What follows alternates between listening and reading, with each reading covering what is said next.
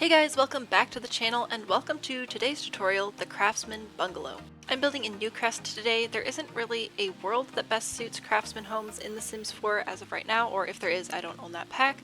But it is a very widespread and adaptable style as it focuses a lot on using local materials and trying to blend into the world around it. So with the right styling, the right coloring, you could definitely fit this into pretty much any world. Now, you may have heard the terms craftsman and bungalow used interchangeably before, and this is not quite accurate.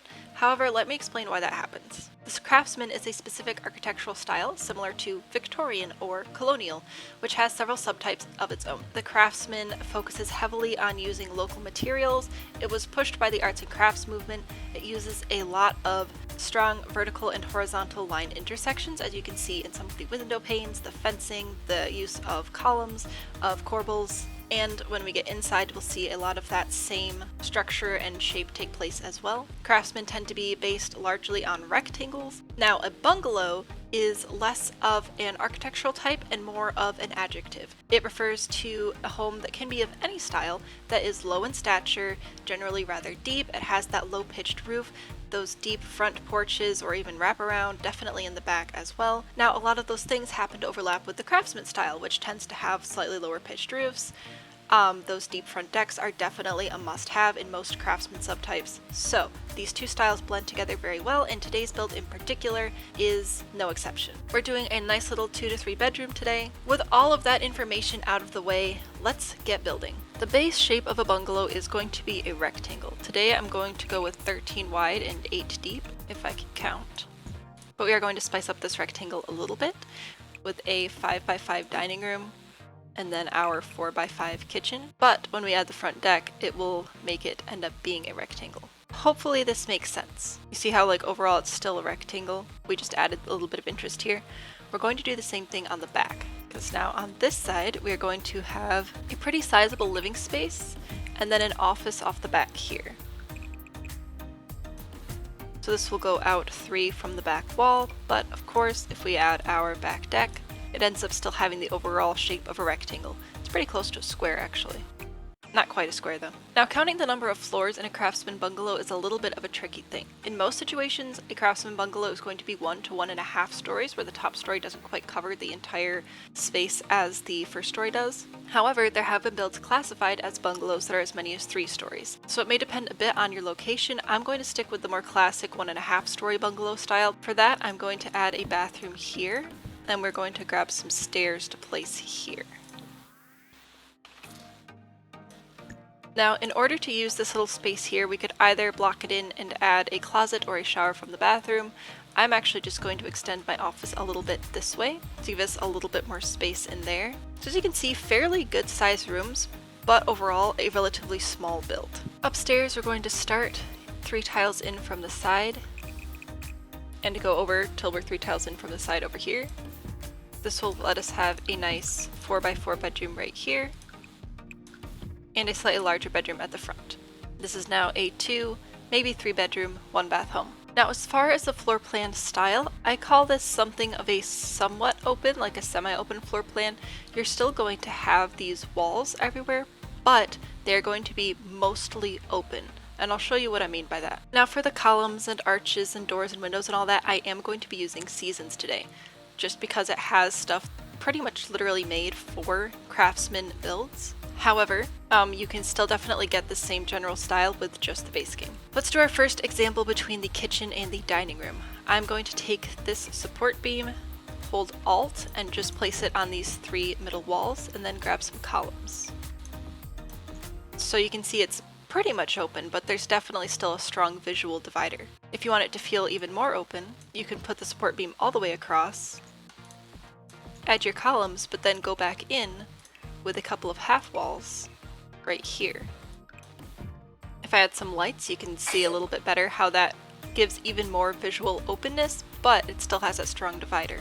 Also, if you're not opposed to using additional packs, this is a great opportunity to bring in some of the unique structures from the world around you. For example, if you're trying to build a craftsman bungalow style home, say in Sulani, and make it feel beachy, you could grab some of these to place above the half walls here. Snowy Escape has some great options as well. I am partial to this one in particular. That's definitely something you can do to sort of bring up the art style of the arts and crafts home. But of course, to keep this at as few packs as possible for all y'all, I will still just be sticking with seasons. So I'm just going to replicate this on this side, and I am using the 1.0 half wall, just because the 1.25 will clip up into the base of the column there, and I don't like that. Of course, you don't just have to use arches, you can use some doors as well. However, if you're going between living spaces, you'll definitely want to keep window doors, large arches like this, or even smaller, but still relatively rectangular arches. If you are a fan of using move objects, you could definitely put columns in the wall. You don't necessarily have to have move objects on to do this, but if you're trying to add any other furniture in this general area, for example, over here in the kitchen, I can't actually add a counter here without move objects on, which is why I just recommend turning on move objects if you're going to have multiple columns inside. Upstairs, believe it or not, we don't actually use columns to transition between rooms. You'll just use a normal old door. One last thing before we move on to roofing is we need a fireplace. Fireplaces will typically be centered in the living area or close to center in the living area, and they will be on the external walls. So I'm going to add a chimney here, and of course we will adjust that height after we've added our roof. At this point you kind of have two options for how to place your fireplace. Yes, there is a seasons one, but it's holiday themed, so no thank you. You can place it outside the wall like this, or if you want to save a little bit of space, you can tuck it into that chimney area. The roof is what's really going to give this that bungalow shape. So what we're going to do is, this is going to take several pieces of roof, just a heads up, but it's going to be okay. We're going to make sure that our roof extends all the way over our decks, front and back, and then pitch it down until it's about even with the height of our middle room there. I can then just copy and place this on the other side, and then I'll add two half gable roof pieces, one at the front here, and then align that pitch, then spin around and put it on the back as well. Lastly, copy this gable one last time to place on the top of your build. Of course, it wouldn't be a craftsman if we didn't overextend the eaves. So go through and just pull every eave out one extra slot, tick, I don't know. This chimney is looking a little tall, so I'm just going to grab some slightly shorter half walls to place there. And if you're using the seasoned stuff, it does have a matching chimney, so we can place those just there. We will be up on a bit of a foundation here. It doesn't have to be huge, just enough to lift the house off the ground. And that foundation is most likely going to be stone or brick. For siding, you can pick wooden siding or paneling, stone, brick, stucco, and whatever else may suit the world around you. I'm going to use the wide horizontal siding, and I think I'm going to go with this pale beige. Again, sticking with natural tones. Make sure you get each piece of your roof, and of course a stone chimney to match the foundation and our other stone accents. I'm going to bring out some more columns here and some spandrels. If you ever have an issue where your column isn't showing the little supports on either side, if you just click it, they should show up. And of course I'm placing columns around the back deck as well. If you're wondering what to use for craftsmen as far as like fences or windows or whatever go, one of the main themes is going to be a lot of rectangles and sort of framing look. This is literally called the Cozy Craftsman fence, but you can see all of these thin wooden lines, and you'll see that in the windows as well, where we have multiple panes, lots of just very straight lines, and very strong wooden framing. I'm going to place nice large windows letting in tons of light in my living and office spaces. Some smaller windows on either side of the fireplace here. I like using these in the kitchen because they're nice and wide but still give ample space for counters beneath. You can grab some of these little cute windows to put in a bathroom or in the peak of your roof if you want to do something like that.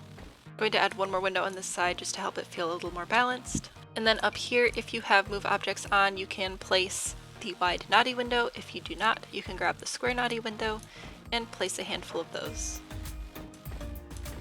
I'm going to throw down some stairs here before I forget. And of course, a nice big front door. I prefer the more rectangular look, especially for the bungalows, as they tend to be more low and rectangular builds. Most craftsmen's are very rectangular, but some of them are slightly more ornate, and we'll get into those later in the month. For my roof trim, I'm going to grab the beveled out roof trim and sort of match my wood tones. And for shingles, just whatever suits your fancy. For flooring inside and out, I'm going to try and match some of these wood tones again, which I should be able to do just fine with this cheap flooring here. And before I get carried away doing the inside, let's go back to our corbels. Without moves objects on, these are going to be a little tricky to place. You can either hit F5 to get a little bit more exact placement. Oh, right now I think the windows are causing us some grief as well. You can hold Alt to get them up a little bit closer to the roofline, or of course you can turn on move objects. It's not as scary as it sounds. Hit Ctrl-Shift-C, type in bb.move objects, and there you go. This does not interfere with any of your gameplay where you may want to be staying away from cheats. It's not one of those cheats, so you can just have no fear of consequences. Isn't that fun? You can still use Alt placement to make sure that you're getting them exactly where you want them, and you'll just want to add a few of these around. You can hold Shift to be able to place multiple without having to reselect. Now that we're looking good and Craftsman-y on the outside, let's finish up the inside. Originally, Craftsman would have had panels up at least half of the wall, and a neutral tone on top. Something like this could work. Fair and square is probably a slightly better option. And if you're looking at other packs, Cats and Dogs has some excellent paneled options as well, with both this sort of half wall height paneling and the slightly taller one. If you want to update the look of your Craftsman, it's pretty easy. All you'd have to do is just get rid of that paneling, or even just do a whole plain wall altogether. In these little sections right here, your little half walls, you can just leave them whatever your wall color is. Personally, I like to make them stone because I think it looks nice. I would also add the stone around the fireplace. This is just a style thing. I don't trust paneling by fireplaces. And adding stone or brick under your fireplace can be a nice little detail as well. And now let's talk kitchen. Really, you can do whatever layout makes the most sense for whatever space you have. If it's an option, wooden cabinets are always nice. And now that I have move objects on, I can actually place counters next to these columns. They may not be functional, but that's okay, you always need somewhere to put your decorations anyway. I'm going to go with an L-shaped kitchen so that I can add an island here in the middle. Just a little one by adding these two end pieces together. If I turn on the grid, you should be able to still access all of these just fine, and it adds a little bit extra workspace. And that's how I'm going to do my little kitchen today. Bathrooms, again, aren't too particularly stylish. Use whatever fits the space and makes sense for your family. In keeping with the season's theme, I do like this bathtub, so I'm going to throw that down there, as well as the matching sink and toilet. Some of the mission furniture in the game has that same sort of framed look, and you can always raise mirrors and most other things with move objects on by holding Control and 9.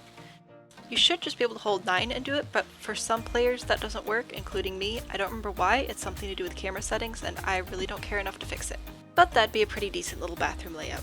Now before we move on to landscaping, I do just want to mention a few things. First of all, if you're enjoying this tutorial and you have not already, please don't forget to let me know by clicking that like button. Subscribe if you haven't already. If we can hit 500 subscribers by the end of the month, my plan is to carry this series over into January, where I will continue offering these Build Like a Nerd tutorials where I just go into too much depth on home styles, and hopefully we all have a good time. But these do take quite a bit of work, so to make sure it's actually worth it, you can let me know by subscribing. Also, if you want to know about all the research I did for these, find reference images, floor plans, all that good stuff, everything will be linked in a Pinterest board, which is in the video description down below. We really don't have much of a front yard here, so I'm just going to scooch this back a bit. In keeping with the theme of the rest of the house, landscaping is going to be quite simple, organic, and draw from the area around it. So looking around here, I'll probably be using whatever these trees are, whatever those bushes are, whatever these flowers are, and bringing them all into some nice organic shapes surrounding the base of the home and the paths, while of course still leaving plenty of open area as well. Sometimes when you have a very specific shape of landscaping that you want to do, it can be helpful to actually paint it out first. For example, I know that I want a nice lined path, and I want a little bit of an organic shape around the side of my house like this. So I'm going to start with terrain paint here, add in my nice stone walking path, not going too far to the sides, and then add some plants. I think those are ferns, so for my sort of shrub of my landscaping, I'll be using the green fern. I highly recommend landscaping with move objects on. If you're afraid of move objects, I understand it can make some things be difficult inside. However, outside it really doesn't matter where your plants are because your Sims don't have to walk through them. Also, you can scale up and down by using the end bracket keys, which can really help give some variety in your plant sizes. Rocks can also be a really great way to incorporate some of the world around you. It looks like we have a lot of gray stone in this world, so I will be selecting a more gray swatch and placing some of these in my garden as well. If you are landscaping along a path and you want to add lights, I recommend doing that before you add the flowers, just because that'll sort of give you a cleaner view of where you're going to be adding them.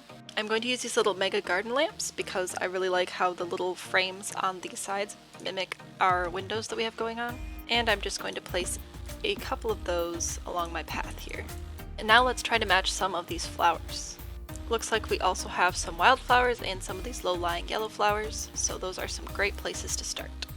The low-lying yellow flowers are in the shrubs section.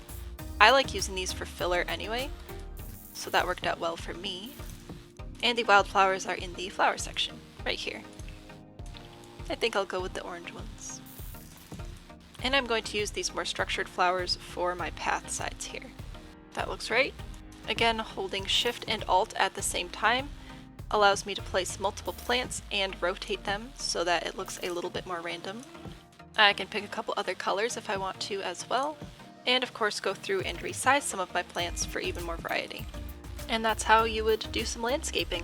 I'm of course going to finish up with adding a little extra terrain paint around my foundations as always. That's about all I have for the Craftsman Bungalow for you guys today. This is definitely a much more simple build style than the Victorian yesterday. There's going to be a huge variety in shapes and styles and sizes this month, so I hope you follow along. I'm sure we'll have something that you're going to like. Don't forget to like, subscribe, comment, blah blah blah. You know how to do the YouTube things, and I'm sure you understand how impactful they are for us creators, especially the baby ones, where we're just starting out. The likes and the subscribes and the comments tell YouTube to let other people know that this content is helpful and informative, and that's really how the channel is going to grow. If you really want to help accelerate us, you can of course share this video with someone you think it may benefit, a group, Discord server, whatever. I'm not trying to give you ideas, I'm just offering some ideas. You can check out the top card here for the full playlist of Build Like a Nerd. If you're watching this on October 2nd, all that's going to be on there is the Victorian. But if you're watching this at a later date, I'm going to have so many houses on here, it's going to be a great time. The bottom card is just a video that YouTube thinks you'll enjoy, and they're usually right, so it's a safe bet clicking on either of those. Thank you so much for hanging out with us today. I am so excited for this series. I hope you are too, and with that, I will look forward to seeing you tomorrow. Bye!